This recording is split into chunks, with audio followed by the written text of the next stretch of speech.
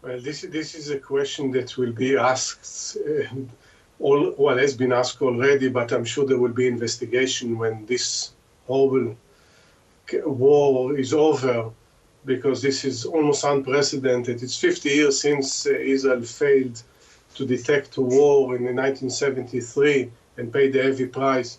But in a way, this is even a worse disaster, because there are so many civilians being killed, probably more than 700. So I think in this sense, you really question few things. A, whether there was the right information, the right intelligence, but also the analysis of this information. Usually, it's more a failure of analysis than having the right information. Well, when we talk about timing as well, Hamas struck at a time when Israel is deeply divided, following months of protests over Prime Minister Netanyahu's attempts to weaken the judiciary. And supposedly Hamas detected, or at least believed, that Israel is weak as a result of that. And there is an element of truth in that. But the problem lies with the government. It's the government's responsibility to be prepared for such eventuality.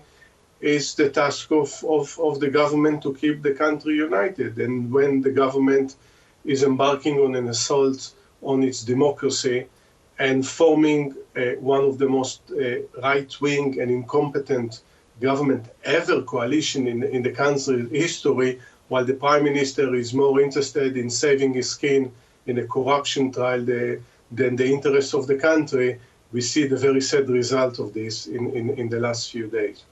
And Professor, you believe that psychologically Hamas will view the attacks as a great success? I think for now, yes. But on the other hand, it also will bring, unfortunately, I'm saying that with dread and great sorrow, that it will also bring great calamity on Gaza and probably, in this sense, also on Hamas itself. We see the Israel response already. It's amassing troops on the border with Gaza, preparing for a ground campaign. And this kind of victories usually are really short-lived. Well, what do you envision will happen next? How long do you think the campaign will continue for?